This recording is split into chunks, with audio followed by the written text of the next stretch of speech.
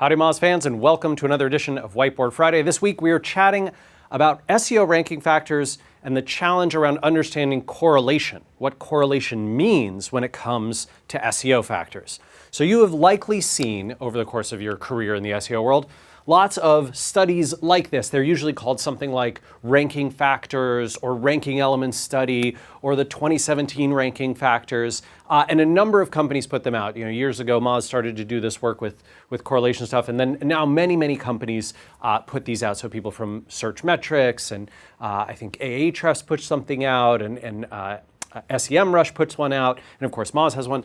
And these usually follow a pretty similar format, which is they take a large number of search results from Google, from a specific country or sometimes from multiple countries, and they'll say, we analyzed 100,000 or 50,000 Google search results.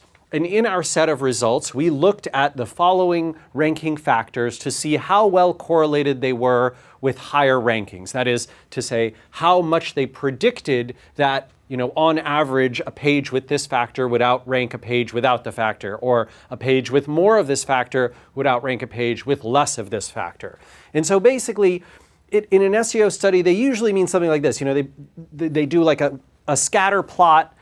They don't have to specifically do a scatter plot in visualization, but of the results, and then they'll say, okay, linking root domains had better correlation or correlation with higher organic rankings in the 10 blue link style results to the degree of 0.39. And they'll usually use either Spearman or Pearson correlation. We won't get into that here. It doesn't matter too much. But across this many searches, the metric predicted higher or lower rankings with this level of consistency. 1.0, by the way, would be perfect correlation. So, for example, if you were looking at days that end in Y and days that follow each other, well, there's a perfect correlation because every day's name ends in Y, at least in English. Okay. So search visits, right? Let's walk down this path just a little bit. So search visits, saying that that's 0.47 correlated with higher rankings. If that sounds misleading to you, it sounds misleading to me too, right? The problem here is that's not necessarily a ranking factor. At least I don't think it is, right? I don't think that the more visits you get from search, right, from Google, the higher Google ranks you.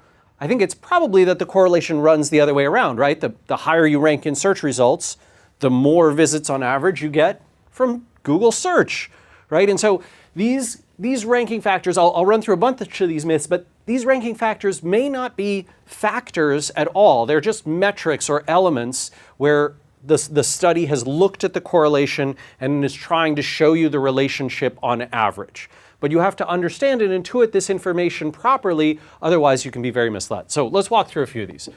First off, correlation doesn't tell us which way the connection runs, right? So it does not say whether factor X influences the rankings or whether higher rankings influences factor X. Let's take another example. Number of Facebook shares. Could it be the case that search results that rank higher in Google oftentimes get people sharing them more on Facebook because they've been seen by more people who searched for them? I think that's totally possible. I don't know whether it's the case. We can't prove it right here and now, but we can certainly say, you know what, this number does not necessarily mean that Facebook shares influence Google results. It could be the case that Google results influence Facebook searches. It could be the case that there's a third factor that's causing both of them, or it could be the case that there's in fact no relationship and this is merely a coincidental result. Probably unlikely given that there is some relationship there, but possible. Second one, correlation does not imply causation. This is a famous quote, but let's continue with the famous quote, but it sure is a hint. It sure is a hint. And that's exactly what we like to use correlation for, is as a hint of things we might investigate further. We'll talk about that in a sec.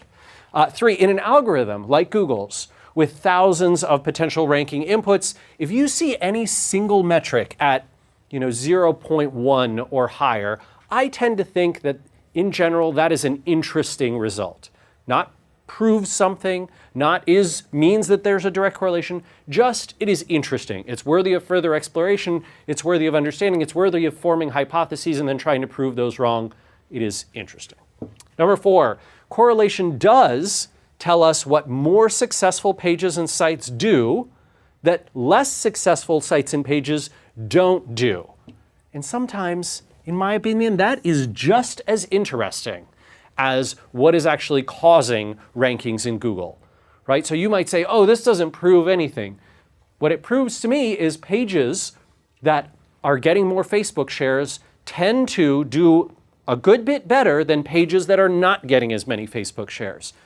I don't really care, to be honest, whether that is a direct Google ranking factor or whether that's just something that's happening. If it's happening in my space, if it's happening in the world of SERPs that I care about, that is useful information for me to know and information that I should be applying because it suggests that my competitors are doing that and that if I don't do it, I probably won't be as successful, or I may not be as successful as the ones who are. Certainly, I want to understand how they're doing it and why they're doing it. None of these studies that I have ever seen so far have looked specifically at SERP features. So one of the things that you have to remember when you're looking at these is think organic, 10 blue link style results. We're not talking about AdWords, right, the paid results. We're not talking about knowledge graph or featured snippets or image results or video results or any of these other, the news boxes, the Twitter results, anything else that goes in there. So this is kind of old school classic organic SEO. 6, correlation is not a best practice. So it does not mean that because this list descends and goes down in this order, that those are the things you should do in that particular order. Don't use this as a roadmap. And 7, last but not least on this, low correlation does not mean that a metric or a tactic doesn't work. Example, a high % of sites using a page or a tactic will result in a very low correlation. So for example, when we first did this study in, I think it was 2005, right, that Moz ran its first one of these, maybe it was 07, we saw that keyword use in the title element was a strong, strongly correlated. I think it was probably around 0.2, 0.15, something like that. And then over time, it's gone way, way down. Now it's something like 0.03, extremely small, infinitesimally small. What does that mean? Well, it could mean one of two things. It could mean Google's using it less as a ranking factor.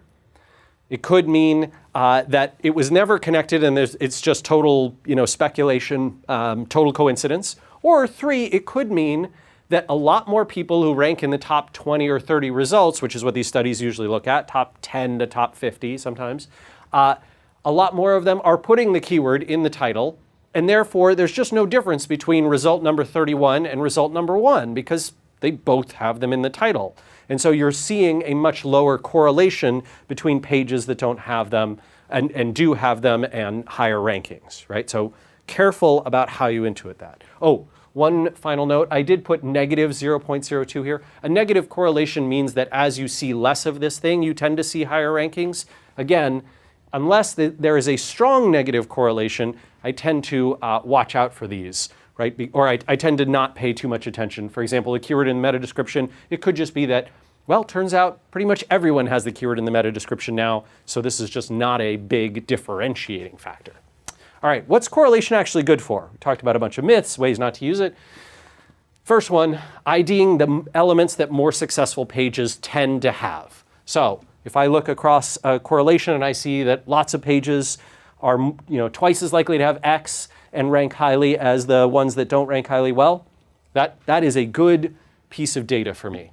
B, watching elements over time to see if they rise or lower in correlation. For example, we watch links very closely over time to see if they rise or lower so that we can say, gosh, does it look like links are getting more or less influential in Google's rankings? Are they more or less correlated than they were last year, 2 years ago? And if we see that drop dramatically, we might intuit, hey, we should test the power of links again. Time for another experiment, right, to see if links still move the needle or if they're becoming less powerful or if it's merely that the correlation is dropping. C, comparing sets of search results against one another. we can identify unique attributes that might be true. So for example, in a vertical like news, we might see that domain authority is much more important than it is in fitness, where smaller sites potentially have much more opportunity or dominate. Or we might see that something like HTTPS is not a great way to stand out in news because everybody has it, but in fitness, it is a way to stand out. And in fact, the folks who do have it tend to do much better. Maybe they've invested more in their sites. D, you can judging metrics as a predictive ranking ability, right? So essentially, when I'm looking at a metric like domain authority, how good is that at telling me on average how much better one domain will rank in Google versus another? And I can see that this number is a good indication of that. If that number goes down, domain authority is less predictive, less sort of useful for me. If it goes up, it's more useful. I did this a couple years ago with Alexa Rank and SimilarWeb, looking at traffic metrics and which ones are best correlated with actual traffic, and found Alexa Rank is awful and SimilarWeb is quite excellent. So there you go. E, last but not least, finding elements to test. Right? So if I see that large images embedded on a page that's already ranking on page 1 of search results has a 0.61 correlation with the image from that page ranking in the image results in the first few, wow, that's really interesting. You know what? I'm going to go test that and take big images and embed them on my pages that are ranking and see if I can get into the image results that I care about. That's great information for testing. And this is all stuff that correlation is useful for. Correlation in SEO, especially when it comes to ranking factors or ranking elements, can be very misleading. And I hope that this will help you to better understand how to use and not use that data. Thanks. We'll see you again next week for another edition of Whiteboard Friday.